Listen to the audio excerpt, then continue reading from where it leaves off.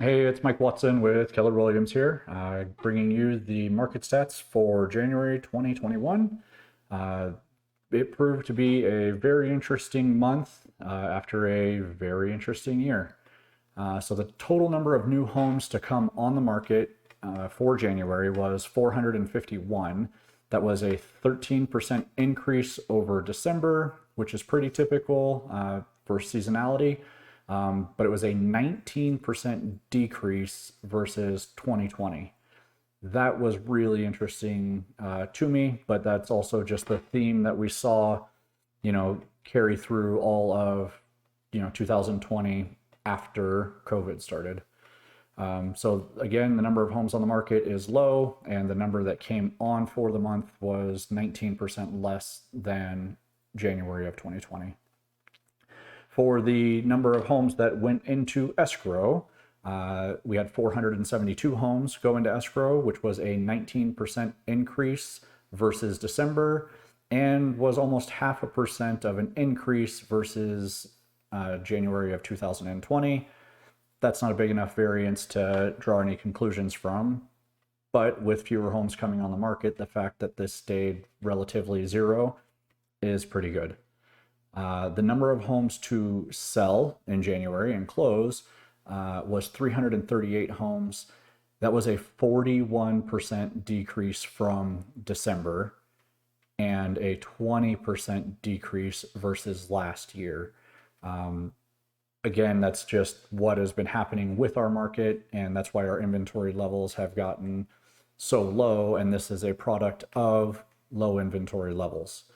In good news, the average selling price for the Antelope Valley was $388,000 for January, and that was relatively the same as it was in December. You can see that that's a quarter point higher. But the biggest news is that was a 22% increase versus January of 2020. And so for a single year, and the year ended that way as well, even though this is a month over month comparison, the average selling price year to date for 2020 was 22% higher than 2019 as well. And that carried through to January, where it's a 22% higher average selling price versus January of 2020.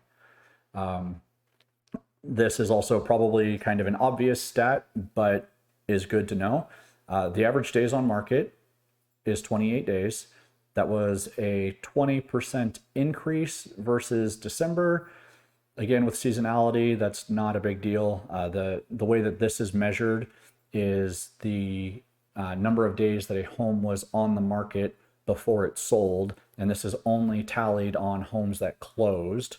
So homes that closed in January were on the market 20% more than the homes that closed in December. Not a big deal. That just plays into seasonality.